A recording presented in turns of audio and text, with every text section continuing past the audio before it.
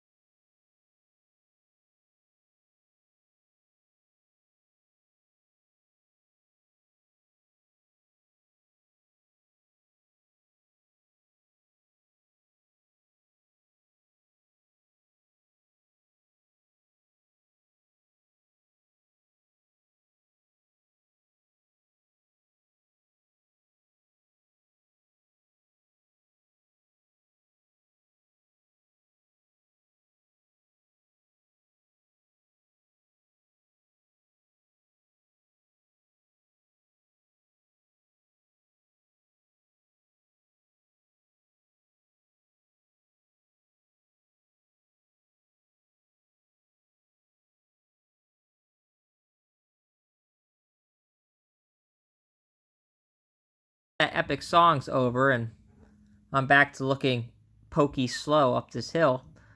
Let me tell you what's really going on. So at the beginning of this segment, I'm trying to go for the KOM. There are these guys that did it back in 2017. I'm like, I think I can take them. I've been training a lot.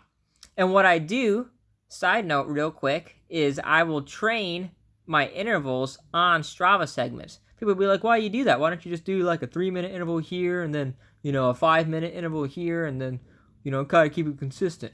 Well, I don't do that because in an actual race, you're not going to do that. It'd be like, all right, I've rested 5 minutes. Okay, now let me start my 3-minute interval where I'm holding this many watts. In a race, you don't do that. What you do is you do your efforts, you do your power on different parts of the race course, on different parts of the road. You light up this hill. You light up this downhill. Certain things like that. Now, if I'm on a trainer indoors, for sure, I'm just going to go do a 3-minute interval. I'm not going to do like a 3-minute and 4-second interval or something weird. But when I'm outdoors training, I'll pick segments that would be like, okay, I would attack right here. I would try to distance the field right here. And so I'm going to do that.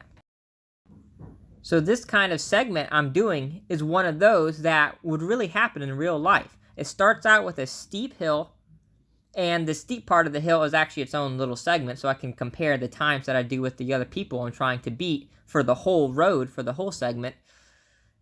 And it's how it would work out in real life, because I would try to attack people on the hill. No one can be in your draft. You're just going, chugging along at your own pace. And then you try to maintain it and hold that power. Maybe not as much power as what you're doing up the hill, but you try to hold those watts as long as you can until the finish line. And the rest of the course is kind of rolling here and there. So you'll see me be picking up speed some, really trying to stomp on the pedals here. Yeah, and this is just where I need to turn up the watts.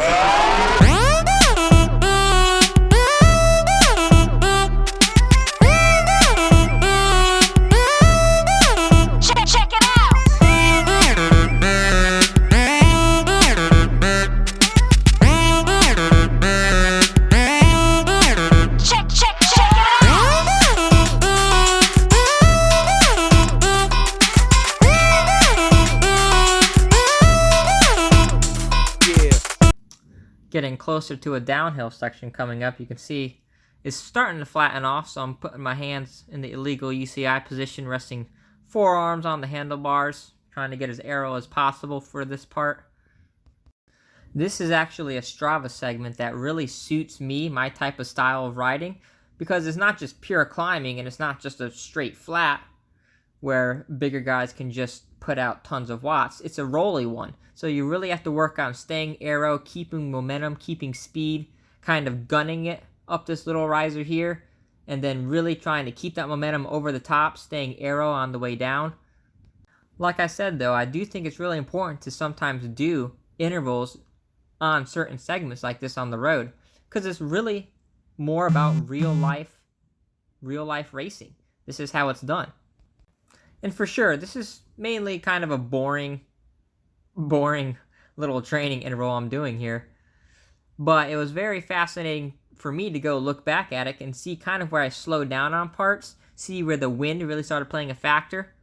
Because here's the thing. Those two guys worked together. The steep part that I just finished a little bit back, I was actually 1 second faster than them going up it. So I'd be 1 second ahead? What's that, like a bike length at that pace, maybe 2 bike lengths? But then they worked together for the rest of this ride, and it's kind of rolly. You see, it kind of kicks up again here, but then it goes back downhill again, where one can be on the front just drilling it, the other one can be resting, and then they switch positions, and then they're doing it again. Where for myself, I have to drill it up here, drill it down the downhill, drill it up the next little riser, drill it on a little flat section, drill it on the downhill again a little bit, and then try to drill it to the finish part. And it's very tiring. It's very tiring. Teamwork definitely would help on this segment. I'm even about to do another illegal UCI move. Just did it right here. The super tuck, trying to get down this decline even a little bit faster. Another key too I try to use is drafting behind cars as much as possible. Now obviously, I make sure I'm safe, make sure I'm not doing anything reckless, but I'll look behind, and if I see one car coming, the minute that car passes, I'll try to get up, sprint a little bit, tuck behind the car, just for that little bit of draft. It'll help speed things up a little bit faster. But the case right there, I wasn't able to see the car in time past me. This is where I really start struggling. This is where I feel like I lost a good bit of time to those two guys working together. Right here, I finished the downhill. I get to this part, and it's really flat right here, but I feel the wind coming from right to left through that field, right hitting me, and it just like slowed me down. I had to stand up even just trying to crank out some power, and I just like still felt like I was sluggish, moving so slow through that section. But I know if I can just keep pushing, push over it, then it's another slight downhill, but then it's a steady little riser of 2% or so. See, there's me. I'm trying to get behind that car again that just passed, get a little bit of draft, a little bit of speed back up. Obviously, I looked behind. I made sure there was no car that was right behind him, or else obviously that's dangerous. You get hit, you get run over, you die. So don't do anything stupid or reckless on your rides. Here's me trying to get back into the aero position. Still on the slight downhill, just trying to get as aero as possible. As you can see ahead, it's a slight riser now. And it's going to be like that all the way to the end of the segment. And so I'm just need to keep drilling it, keep the power on, see if I can get this KOM, take it from those two guys. Like I said, I was 1 second faster than them up the steep part of the segment right at the beginning. So if I can just maintain and keep this power, we'll see what happens.